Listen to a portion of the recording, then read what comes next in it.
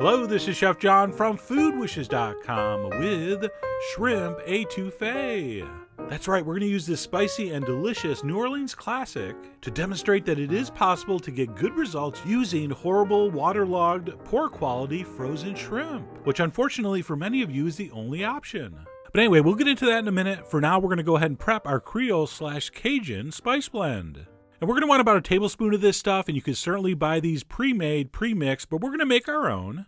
And it's going to start with some dry thyme, some dry oregano, some powdered garlic, some powdered onion, some paprika, some cayenne pepper, some white pepper, and some black pepper. And that's it. Simply give that a mix, set that aside, and you probably saved like $7 not buying that pre-made mix. You're welcome, frugal food wishers.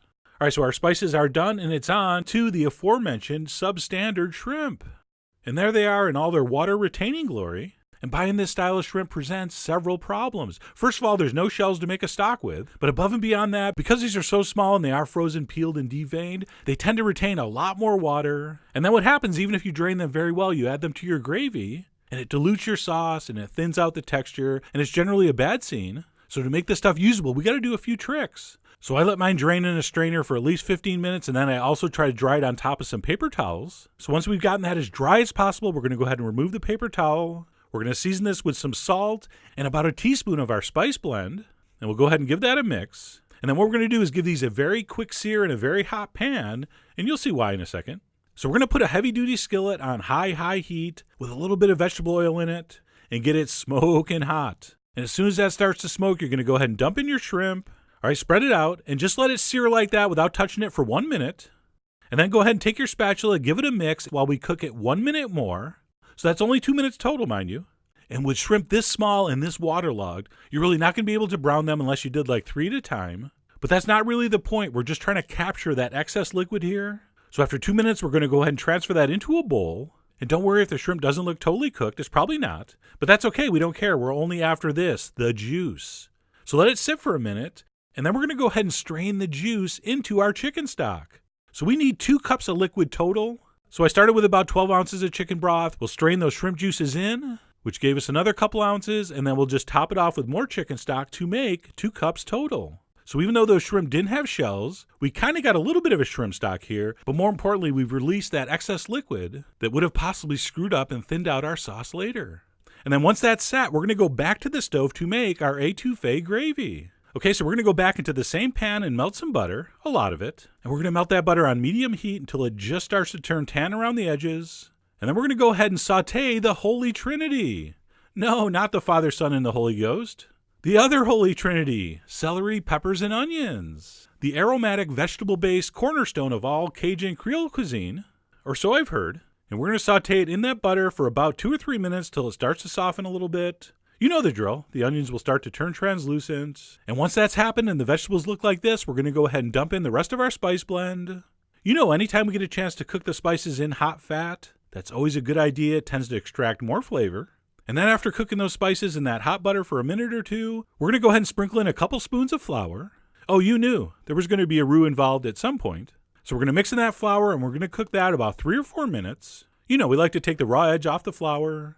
So let those flour-coated vegetables toast onto the bottom a little bit. And after 3 or 4 minutes of that, we're going to go ahead and introduce our tomato product. And I'm just using about a half cup of diced San Marzano tomatoes. You know we like those. And as opposed to just dumping this in with the stock, I like to stir it in at this point and let it caramelize a little bit onto the bottom of the pan. I know it looks all pasty and gummy, but it's not going to be a problem. So I'm going to go ahead and caramelize that a little bit onto the bottom, maybe 2 or 3 minutes.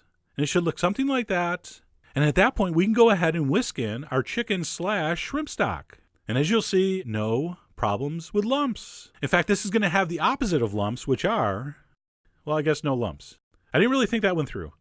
But anyway, stir in that stock until it's all smooth. And you'll notice, like all roux-based sauces and gravies, as this comes up to a simmer, it will thicken. And then all we're going to do is kind of simmer this on medium until it cooks down a little bit. And then eventually, a few minutes later, it's going to start to look like that. And that's getting very close. And then before we add our shrimp back in, I'm going to go ahead and add a little bit of Worcestershire sauce, which as you can see formed the shape of a llama, which really, if you think about it, should be pronounced llama.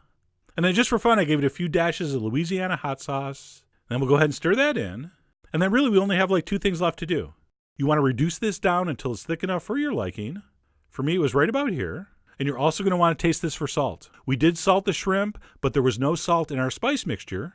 So definitely give this a taste. And once your etouffee gravy is the right consistency, and it tastes super delicious, we'll go ahead and dump our shrimp back in, give those a mix.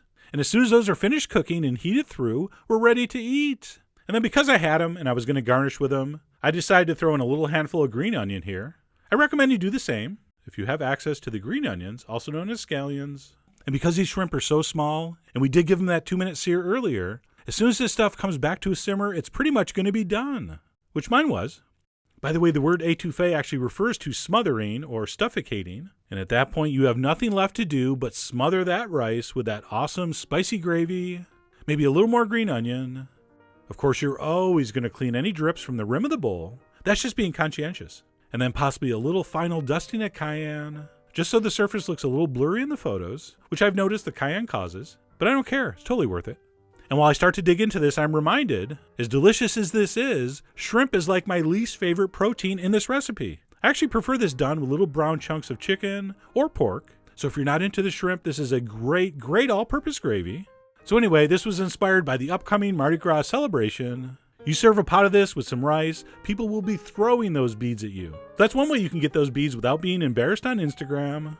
Oh, we can tell that's you from the tattoo. But anyway, this is very delicious. And as I showed, we'll work with even the cheapest frozen shrimp. So I really do hope you give this a try. Head over to foodwishes.com for all the ingredient amounts and more info as usual. And as always, enjoy.